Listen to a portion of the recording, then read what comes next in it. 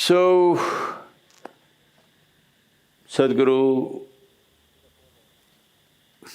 the year is coming to a close, what should I plan for my next year? I would like you to think, see, there is a great advantage in what I'm going to say now, you'll live very long. That is, I would like you to consider 24 hours as 1 year.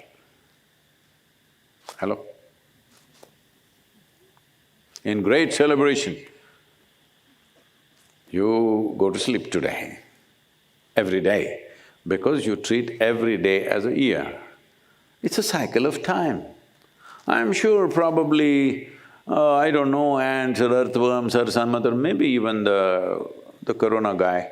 So, whatever this virus, probably it's counting 24 hours as a year. Many other life forms may be experiencing life like this.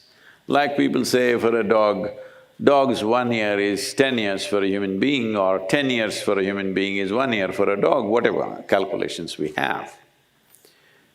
So, I would like you to count every day as 1 year. Big celebration. Why is it a new day as important as a new year? That's all I'm trying to ask you. Why is a new day, which starts in a most glorious way all over the world, spectacular sunrises happen, well, very few people have seen, others are watching on their phone screens. It rises any time you want on the phone screen, that's the advantage of that. So, when such a spectacular event is happening every day in the morning, why is it not a new beginning? Every day is a new beginning.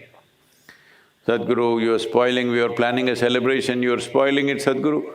No, I'm saying even 1st of January is the same thing. It is also worthy of celebration, but I'm saying every day. It begins in such a grand way, it is worthy of celebration.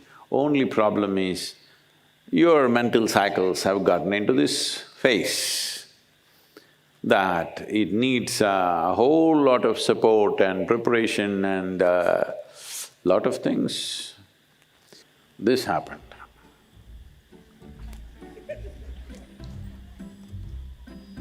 Shankaran Pillai had attended a satsang like this and he took this seriously.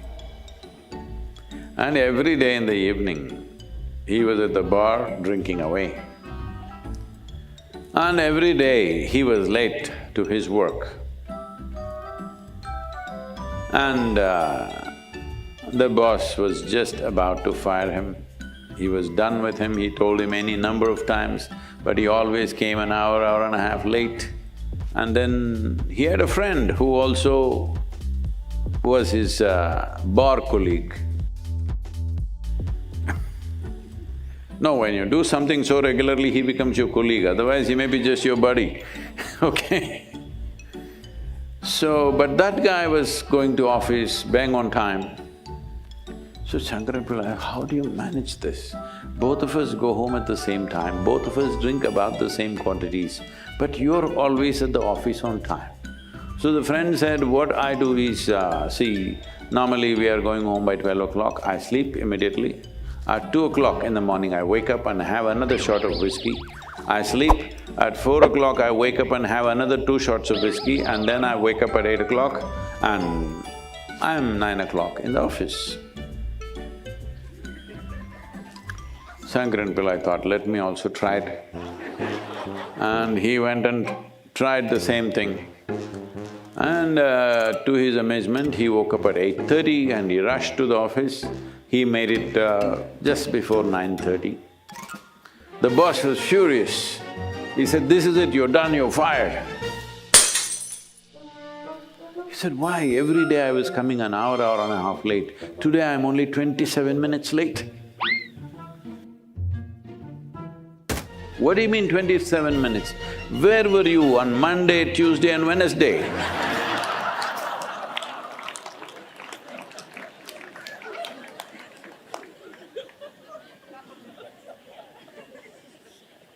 So where were you all these 364 or 3 days? And suddenly you're in a celebration mode. Everybody should ask this question to themselves. Why is it that you were not celebrating these 364 days? Only one day you're trying to celebrate. I'm not trying to say you never were happy, you never were joyful this year, but I'm saying it's extremely important because the nature of life is, it's rolling away. That's what a new year means. That is, it's not stopping for you. Whether you were locked up in the house or you locked up in the office or you were in the gutter, doesn't matter. Time is rolling away. Time is rolling away means life is rolling away. So when this is the nature of life, the time is a ceaseless mill going on, there is a different way to approach time. The most important thing is that a human being has to learn to be still. So if I don't do anything, will it be useful?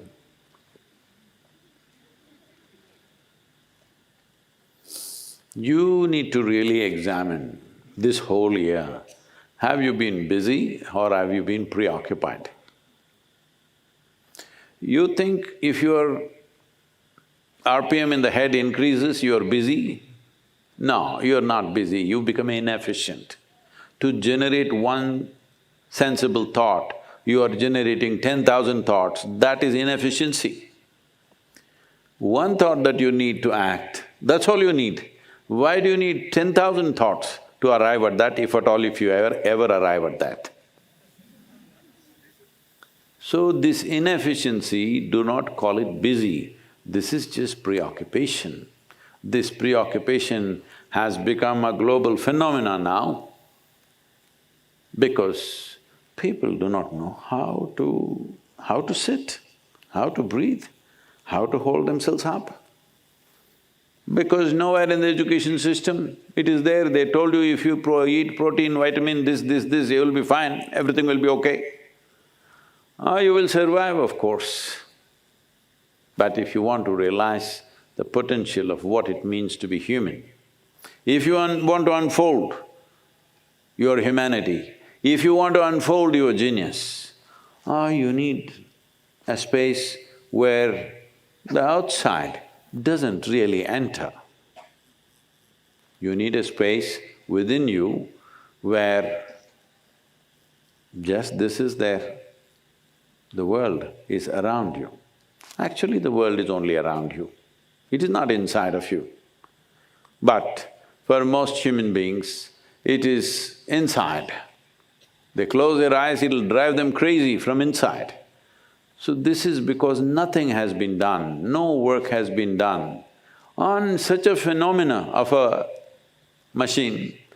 The most sophisticated technology on the planet is this one, nothing has been done even to find the levers or can't even say a keyboard anymore, touch screen. What does what? Somehow. So in trying to fix the world for our comfort, we are coming to a point where we are destroying the very source of our existence. It is far more dire than people think it is right now. We may be directly involved, we may not be directly involved, but we are 100% responsible for everything that every human being does in this world and everything that's happening and not happening. Because this is what consciousness means, this is what becoming a human being means, because every other creature is structured in a way that it is defined as to what it is. The only undefined life on this planet is the human being. And this is what a whole lot of human beings are suffering. They would like a definition. This is why they attach themselves to a philosophy, an ideology, a religion, a belief system, because they're trying to put themselves into your definition. But the greatest beauty of being human is, this life is not defined. It is not defined means it's free, that's what it means. But freedom is a scary thing. You would like to be among the four walls because freedom looks like scary. But that's what you always strive for unknowingly. When it comes, you're afraid. This is something to be addressed. This coming year, I hope every one of you will address this fundamental aspect. Are you living to be free, to be liberated, or are you living just to establish more and more bondage in your life? So at a time like this, or at any time for that matter, an intelligent human being will make use of every situation for his or her growth. A fool will make every situation turn against themselves and cause pain to themselves and to everybody around them. This is all there is to life. Is your brains working for life or against life? So, if you lived a year full of foolishness and suddenly tomorrow morning with resolution you will come awake, no, one has to strive. But at the same time, a human being can make up their mind. If you're going this way, you can make up your mind, turn around and go this way. You have the ability to do this. I'm telling you, you are the only one who has the ability to do it upon this planet as a human being. All other creatures are ruled by pre-existing definitions within themselves. They can only do that which they are programmed for. This is the only one which is largely unprogrammed. So you can make up your mind. You can make a conscious decision as to how I will be. This is not a small privilege. This is the highest privilege and freedom that has been entrusted upon life upon this planet. Let's make it happen.